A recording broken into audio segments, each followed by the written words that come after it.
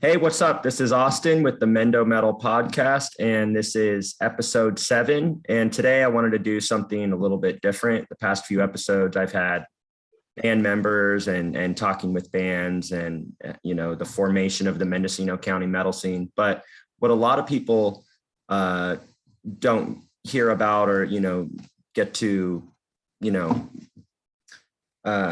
don't get to hear about the artwork behind some of these releases and some of the great artists around, that are drawing for metal bands and illustrating and putting out all this great artwork. And one of the artists that is absolutely phenomenal to the California area is an artist named Brandy Mae Collins. And we have her with us today. And so we'll be talking with her about her artwork and the work she's done and how things have come to be. So I guess we'll go ahead and start with how did you first, when you were like, young or whatever, how did you first become interested in doing art and what attracted you to it and what compelled you to do dark art, so to speak, in the first place? Okay, so basically, I was always around like comics when I was a kid. My dad used to collect comic books, heavy metal magazine. He would leave them by the toilet, and I would just like kind of sneak through them as a kid. And I got really into the art style of heavy metal. And then like I was raised on horror films. My parents didn't censor me, so I watched a bunch of fucked up shit. And it just kind of so it kind of just carried on through that. But life experience as well, I've had an interesting life, and it's added to some of the darkness, but it's also a lot of light, kind of lets the darkness out. Totally. Mm. Yeah. And it, and besides the darker art type stuff, I have seen you do some stuff with like anime and colorful stuff as well. So you definitely have a broad style and spectrum to your art. Yeah. Sailor Moon is probably one of my biggest inspirations for art when I started as a kid. When I like initially started drawing, it was like I wanted to draw Sailor Moon all the time. So I'd have to say that I started drawing women at a very young age because of my love for Sailor Moon, and it kind of just kept going where I really love to like focus on women. I like to make like warrior women, demonic women, just badass bitches, That's cool. Yeah. And that, but anatomy is such an interesting thing in itself, to be able to put that into art, that's tough. I mean, to draw a human hand or to draw a human body, that's got a lot of technicality to it, I would imagine. It could be frustrating.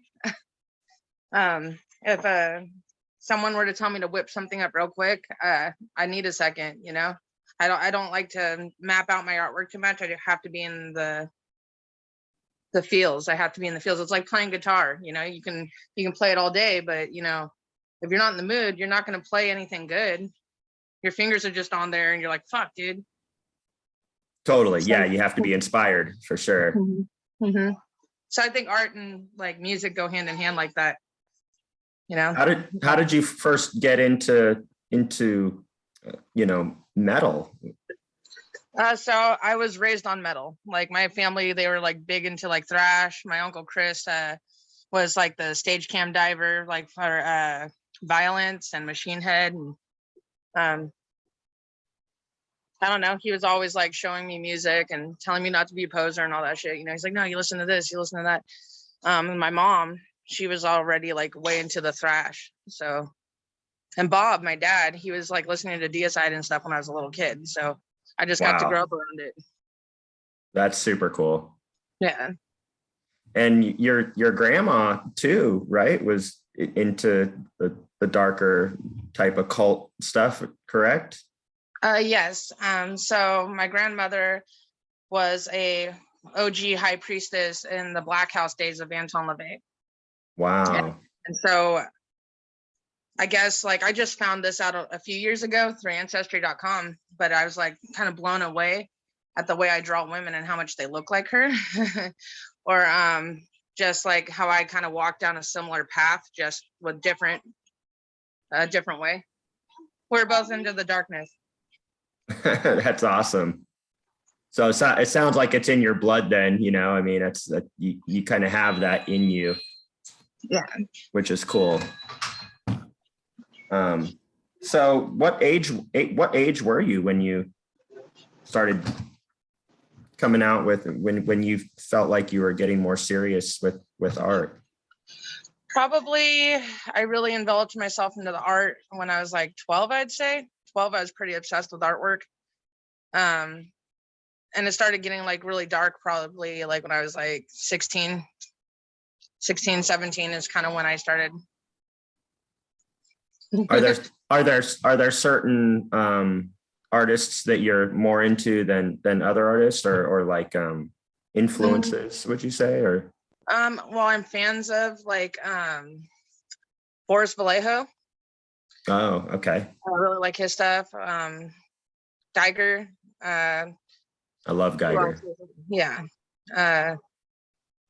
Nako Tekueshi. I hope I said that right. Junji Ito. So I mean, I like a lot of like, you know, the guy who Akira Toriyama. You know, all them. Wonderful. Wow. Yeah, I couple of those you said I've definitely heard of, but I definitely want to check out the other artists you just mentioned for sure. That sounds cool. Yeah. Nice. Well, yeah, for our viewers that are watching this episode, I guess I'll show some of the art you've done. So the comic book influence, I can definitely see. This is some stuff right here from Brandy Mae Collins. This is a piece that she did for me and my girlfriend. Super awesome. Just really, really cool stuff. I got another piece right here. And just so everybody knows, Brandy actually did the original concept for our new album, Heresy of the Highest Order. And it's an amazing piece of artwork. And this artwork is going to be used. Mark my word, folks, you guys are hearing it here. I really want to do this on a t-shirt and a cassette tape, but here it is right here. Super graphic.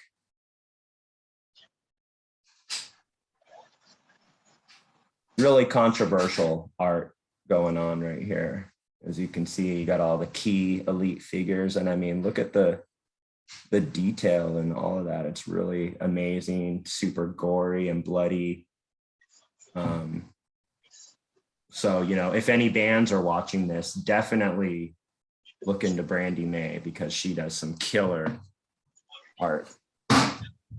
And here's another piece right here that I have. You gave Emmeline, actually, my girlfriend. Yeah. This one's awesome. Really dark, mysterious, gothic looking. Super killer. Well, Emmeline, she actually is a big reason I even started pursuing art professionally. Because she pushed me out of my comfort zone, told me to do it. I was like, okay. So yeah, you definitely have it, and you know, you should be pushing it. I mean, you are pushing it, you know, because yeah, people need to see it. It's amazing stuff. Do you have anything that you could show the viewers? Yeah, I have plenty. Let's see. That would be killer. And just so everybody knows, today's episode is brought to you by Guinness beer. This is what I'm drinking. And I'm smoking a heady dab pen. Pretty good stuff. Sorry. No worries. Take your time. It's all good. Let's see what I got. So what are some of your favorite bands, Brandy? Well, I'm a big fan of like Hypocrisy and like Obituary. Hypocrisy, sick. That's a name I haven't heard in a while. Yeah, Old Man's Child, Bloodbath, Incantation, Nice. and Sadist. Sadist is awesome. Yeah. And you are with the drummer of Sadist. Am I correct? Yeah. You guys are like official. You guys are official, so to speak. Yes. That's cool. Yeah, I want to get him on here for a future episode as well. You want to say it? Want to say hi? Oh, I'm just listening. Hey, Austin, I'm just listening. Nice. Hell yeah, bro. I see the dartboard out there. Looks like you guys are partying down. So, art-wise, let me flip my camera. Oh, wow. So this is what I'm working on. Still in the works. That is sick. Yeah, but they're going to be like ripping out her wings. Oh, that's cool. And this one's for David Ingram of Benediction. Nice. And I'm going to be mailing that off to him hopefully soon. Nice. That looks killer. Wow, I love that. And this one's for Lee Harrison of Terrorizer and Monstrosity. And this is going to also be sent out soon. Oh, that is gorgeous. Wow. I love the color in that. Thank you. Wow, that's really cool. It's like, it's dark, but it's like rainbowy at the same time. I love that. That's killer. It's like Lisa Frank, like stickers, kind of, but like metal. Yeah. Very cool. Go see my friends. Wow.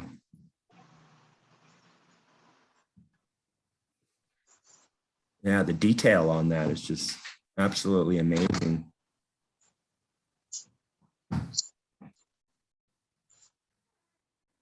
Wow, that's insane, dude. I don't know how you do that. Like I can barely even draw like a little stick figure like of a man holding a knife or something. I mean, I guess it's like drawing was kind of like my escape.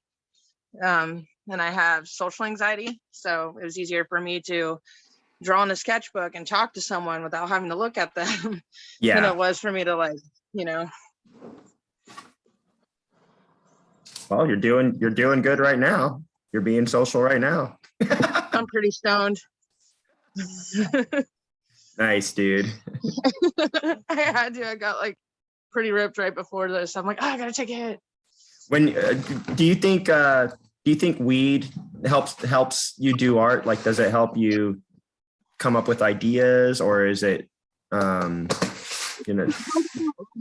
not possible? But actually, there's times where I totally will like take a hit of weed and I feel like really like, you know, zoned out. Like I want to do it.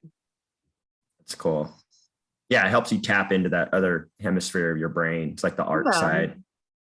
Nice to just like kick back and paint.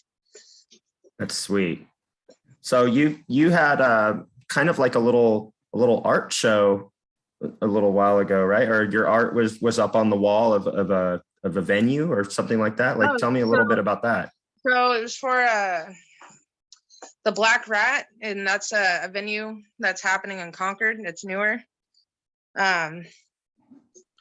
Did a flyer for the owner, Jim, and it was for the bands like Hand of Fire and like Hatred and Hella Metal, I think. Oh, and Hella Metal. That's a cool name. what was the other one? I loved them. They were like they were that black metal band, fucking sick. Frolic. Oh, okay. Nice. Yeah. They were fucking sick. That's sweet, dude. Do you have like any advice for like up and coming artists that are you know, they're trying to pursue their dreams. Yeah. A big thing I would tell you guys, and it's like, it's okay to sell your work. You don't have to beat yourself up about it. That's the hardest part, is like, oh, I'm selling out. You're not selling out. You know, it costs money to make all these creations. So you got to keep yourself afloat somehow. The other thing is, there's some pictures that you should give to people for free. I know that sounds crazy, but it's like sowing seeds. Yeah. You find cool people that you respect. You give them some of your artwork so you have no regrets of going to them, and, you know, you network. And it's all about who you know. You can be the most talented artist in the world and never be seen. A lot of people will be watching this like, what? I'm a better artist than her. What the fuck? You know what? It's just really about networking and knowing how to put yourself out there. Yeah, totally. That's kind of like being in a band in a way. It's like, you know, when you first come out with like your demo, you got to kind of get out there and just give it away. You know, nobody's going to buy it because at first, you know, because nobody's heard of you. But then after a while, once people start listening to it and checking it out, it's like, then it starts making an impression. Yeah, it's kind of like, it's like if a few people find out, oh, this person did art for one of my favorite artists, like one of my favorite musicians. You know, I primarily target metal musicians. That's my big go-to. And the reason I do that is because I feel like they're the only ones that would truly appreciate what I put out there anyways. So you got to stay true to what your art means to you, so you don't have to change what makes you, you know? Totally. Yeah. And metalheads are, you know, contrary to the, you know, normal belief, you know, that we're these angry dudes all the time, you know, and we're only into a certain, you know, darkness or whatever you want to call it. A lot of metalheads are, you know, really broad type of people, you know, into many different things, and probably some of the most open-minded people, you know, and nice people. You know, some of the nicest people I've met are in the metal scene. So I mean, it definitely makes sense, you know, to shop your art, you know, in that kind of community.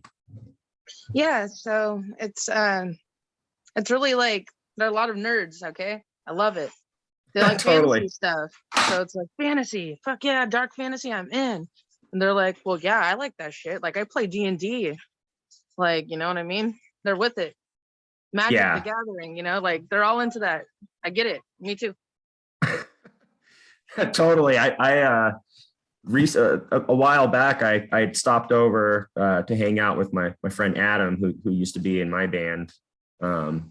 And I stop over, I knock on the door, I pop in, and he's in there doing like an entire Dungeons and Dragons tournament. You know, it's like, whoa, I didn't know you're into this kind of stuff, dude. Yeah, like, totally going like, you know, nerdcore with it or whatever.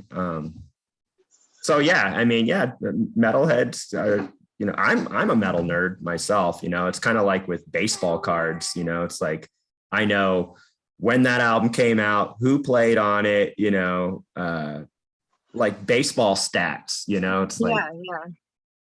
Totally, dude. So, is there like a certain, what do you like to use most, like on your art, as far as like, what do you call it? Like medium? Yeah. Well, so I was always started off as like I used to just use a black ballpoint pen on like computer paper growing up. But I don't know, in the last like maybe 10 years of my life, I started fucking around with color. And I really like working with paint pens. And I really like working because the control you get with it, you know, you get a lot of control, but you also get the vibrancy because it's paint. Like this one, all paint pen. Really? Yeah. That's cool. But then you get my other stuff. I didn't even know they had those paint pens. That's like new to me. Wow, that's cool. Oh yeah, they have them. And then I started messing with acrylics when I did my work for Jeff Becerra. That was my big start with acrylic painting. Wow, that's a huge name. I mean, yeah, if you want to, you know, talk about, you know, who you've worked for, I would definitely say that that's a big name drop. And I mean, Monstrosity too, man. Jeff Becerra, Monstrosity, you know, I mean, you're definitely on your way, Brandy. And I'm pretty sure a lot of metal bands are going to be keying into this episode and checking you out for sure. Mm-hmm. Awesome. Yeah, fuck yeah. So on top of doing the art and stuff like that, like you're an insanely like fucking cool person. Like every time I've got together to hang out with you and John too, you know, you guys are just really down to earth, cool people, you know, and I think that's another reason why, you know, you're going to go far. It's just like in the music scene, you know, it's like the guys that are super cool, like Jeff Becerra and you know, people of that nature are you can tell why they've gone so far because they're cool dudes, you know. Nobody wants to deal with the asshole, I guess, unless you're, you know, unless that's like you're making that your persona, you know, like I don't want to like drop any names, but you know, there's those metal dudes that are like, I'm tough or whatever. But you know, a lot of the dudes that go far in the metal scene are the guys that are cool, you know. And I would think that it's probably the same, you know, with artists too. You know, people want to work with artists that are cool, you know, and people that can understand somebody else's vision, you know, and things like that. Yeah, that makes sense. So that's cool. Is there any other things that you have like coming up as far as like? I'm doing some work for the drummer of Pestilence, Mike. Oh wow. I just started that one yesterday, but I'm not ready to show it. And then I was supposed to do some work for Brad Paris of Nile, give him a gifted painting. So wow. Yeah. It seems like your style would definitely work well with a band like Nile for sure. It's like, it's not for the band itself, it's just for a member, you know? Okay. Nice. Yeah, some of the Autopsy covers that I've seen, you know, the band Autopsy, seems like your art would meld well within that realm too. I remember you telling me. Yeah, I remember you telling me you were talking to Chris Reifert or something like that. I got to meet him when I went to go drop off my artwork for Scott Pibernick of False Prophet, and he was doing live touring for Incantation. So I got to meet Chris, and I got to meet his beautiful wife, and we all kicked it for a little bit, and her and I like exchanged info, and we're on Instagram. So we'll see. That's awesome. Mm-hmm. Well, are there any metal shows you're going to coming up? Are you going to go see Sadist play soon or anything? Or I play it by ear because of everything going on with my disease right now. But what I am hoping to do is like on like May 28th, I think, gonna go see one of John's bands play, Spitworm. Oh wow. Mm-hmm. And that's with Juan Ortega, right? Mm-hmm. That dude's pretty legendary too in the recording world. Right, Vile, right? Yeah, and Vile's one of my favorite bands actually. I love the old school sounding death metal, like all the early. Yeah, me too. Yeah, like Cannibal Corpse, Vile, like you said, Obituary, all the, you know, all the classics, man. Yeah, there's good stuff coming out. Yeah, there's good stuff coming out now too, but nothing beats the classics. Am I right? I mean, I agree, but I was raised by like the OG, you know. Totally. When you grow up into music and your family's and like immersed in it, like, you know, you're gonna favor the older times like they would because you were put into that world at a younger age, versus someone that might discover it in their angsty teenage years and adopt it that way. Totally. Do you think that dealing with, you'd mentioned the disease a second ago. Do you think that comes into play on any influence within your art, do you think? Oh yeah. So basically I have kidney failure. And so I'm going to be starting dialysis, and it does affect my energy levels, and it does make me think a lot more about what mortality means to me. So it inspires me in its own ways. Yeah. Mm-hmm.